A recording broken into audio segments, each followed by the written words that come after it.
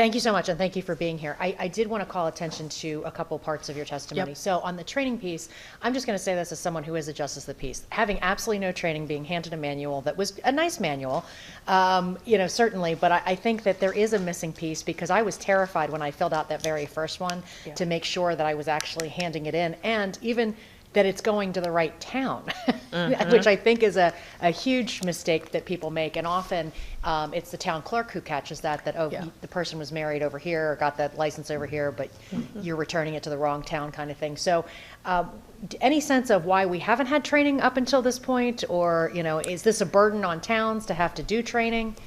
I'm not sure why there hasn't been training. This issue was first brought to my attention the first time I ran for state representative way back in 2018 by town clerks, my town clerk, because they were seeing so many inconsistencies in how the paperwork was filled out.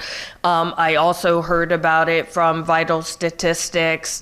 And to me, and like even as recently as last month, town clerks I have monthly calls with them, and they were saying how, they often have to chase down their peer in another town to get the paperwork to the right place because the JP sent it to them by mistake.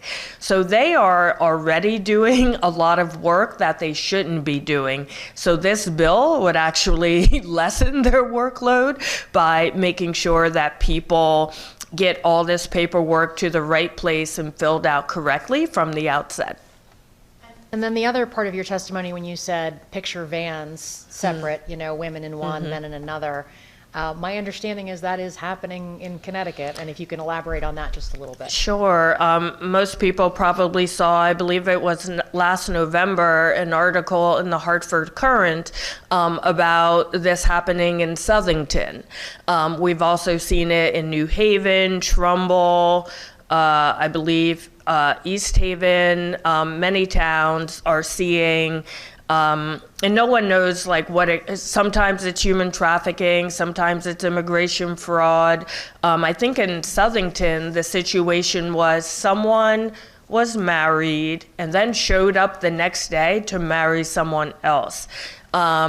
So this is the wild, wild west right now because there's absolutely zero regulation. I've certainly heard several stories now about the van situation that I just explained. And even further, there are people coming from out of state getting married here because our regulations are a little looser. I know in New Haven, for example, the mayor had to establish something like a 2-day waiting period to cut down on this type of fraud. So again, the word is getting out in neighboring states that are we have no regulation, no training, and we become the unwitting accomplices for types of fraud. And I know that sometimes people would say something like, oh, well, this puts an undue burden on people who are volunteering to be a JOP, but most JOPs, Justice of the Peace, charge.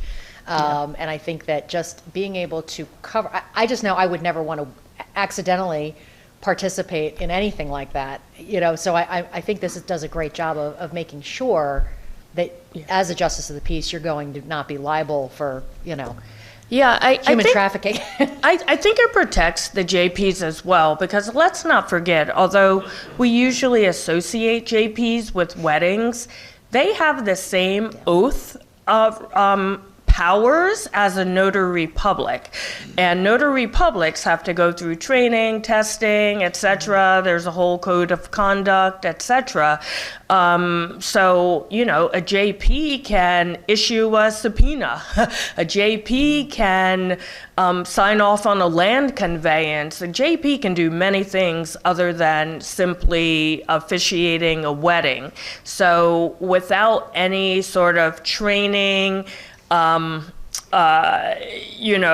consequences of doing something illegal, like I said, it's the wild, wild west.